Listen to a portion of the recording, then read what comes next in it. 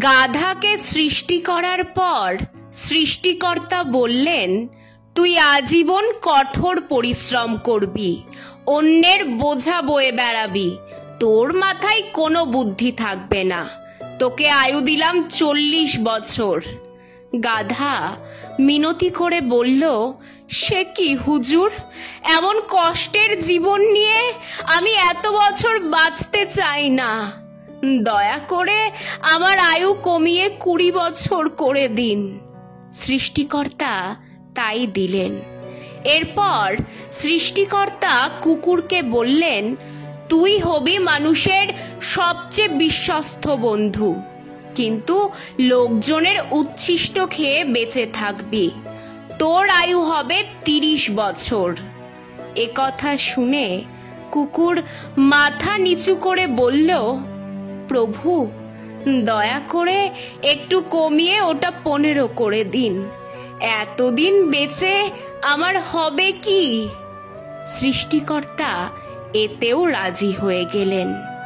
এরপর উনি বানরকে বললেন, তোর একমাত্র কাজ হবে লাফিয়ে লাফিয়ে এক গাছ থেকে আরেক গাছে যাওয়া আর রং তামাশা দেখিয়ে মানুষকে বিনোদন দেওয়া, তোর আয়ু দিলাম 20 বছর।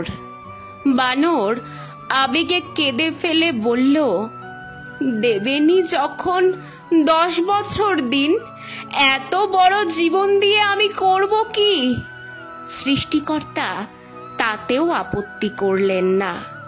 সবশেষে তিনি মানুষকে বললেন, তুমি হবে সৃষ্টির শ্রেষ্ঠ জীব, সবচেয়ে জ্ঞানী এবং বিচক্ষণ, তোমার আয়ুও হবে 25 বছর। মানুষ তো খুশিতে পাগল হয়ে গেল, কিন্তু এত মহৎ জীবন নিয়ে আয়ু মাত্র 25 বছর। সে হাত জোড় করে বলল, একটা কাজ করা যায় না? আপনি আমাকে গাধার ফেরত দেওয়া 20 বছর, কুকুরের 15 বছর আর বানরের 10 বছর দিয়ে দিন। সৃষ্টিকর্তা বললেন, নিজের ভালো পাগলেও বোঝে, তুই বুঝলি না, যা দিলাম।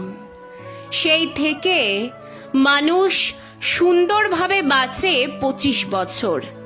পরের 20 বছর গাধার মতো সংসারের বোঝা টানে। তার 15 বছর ছেলে মেয়ে যা দেয় তাই খেয়ে পড়ে কুকুরের মতো বেঁচে থাকে।